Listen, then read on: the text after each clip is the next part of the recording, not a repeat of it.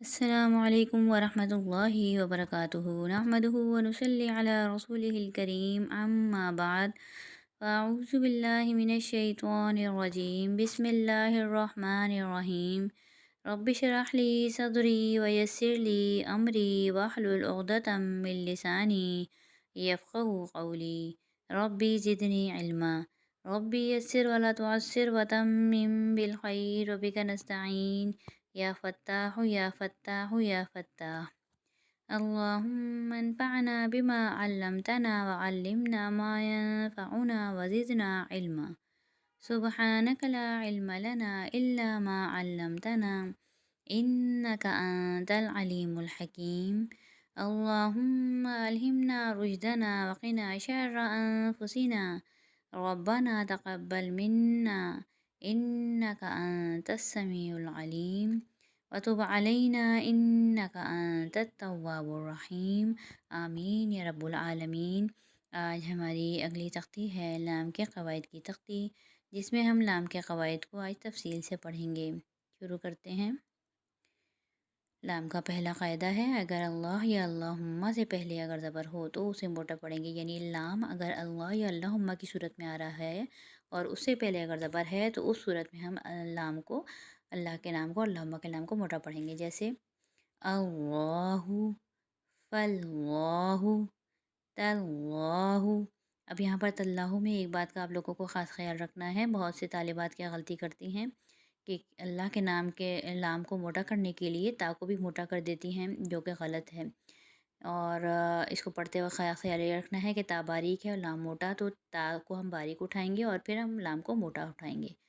تاللہ، تاللہ، تاللہ، من اللہ، ان اللہ، انا نون مشدد آ رہی ہے، ایک الف مدار اس پہ غنہ کریں گے اور اللہ کے نام کو موٹا اٹھائیں گے۔ اللہم، اللہم میں اللہ کا نام کے اوپر کھڑا پر اس کو ہم کھینچیں گے ایک الف مقدار، اللہ، اور ہما میم مشدد ہے تو میم مشدد پر بھی ہم ایک الف مقدار غنہ کریں گے، کیونکہ میم ہونٹوں سے ادا ہونے والا حرف ہے، حروف شفیہ میں سے ہے، تو اس کا غنہ بھی ہونٹوں سے ہی ہوگا، یعنی دونوں ہونٹوں کو ملا کر ایک الف مقدار روکیں گے تو اس کا غنہ ادا ہو جائے گا۔ اللہم۔ اب اگلا قاعدہ دیکھتے ہیں۔ اس کا اگلا قاعدہ ہے، اللہ یا اللہم سے پہلے پیش ہو تو اسے موٹا پڑھیں گے، جیسے نار اللہ، رسول اللہ، یؤاخذ اللہ، اعبدوا اللہ، واتقوا اللہ، قالوا اللہم۔ ٹھیک ہے، یعنی کہ جہاں پر اللہ کے نام سے پہلے پیش آ جائے گا تو اس صورت میں بھی ہم اللہ یا اللہم کے لام کو موٹا پڑھیں گے۔ اب اس کا اگلا قاعدہ دیکھتے ہیں۔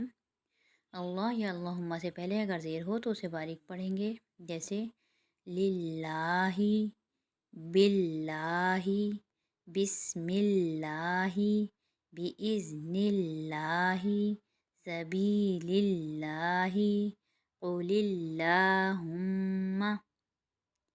ٹھیک ہے، اگلا قاعدہ دیکھتے ہیں۔ اگر اللہ یا اللہم کے نام کے علاوہ باقی تمام لام میں سے کوئی بھی جگہ پر لام آ جائے تو ہم اس کو باریک پڑھیں گے، جیسے صلی، تولی، تجلی۔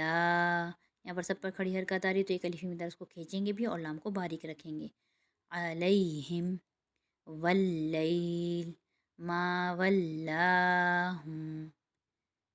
یعنی کہ اب ہم قاعدے سمجھ میں آ گیا ہوگا کہ یہاں پر ہم ایک دفعہ قاعدے کو دوبارہ ریپیٹ کر لیتے ہیں کہ اگر اللہ یا اللہم سے پہلے زبر اور پیش ہو تو اس صورت میں ہم اللہ کے نام کو اور اللہم کو موٹا پڑھیں گے، اور اگر اللہ اور اللہم کے نام سے پہلے زیر ہو تو ہم اللہ اور اللہم کو باریک پڑھیں گے۔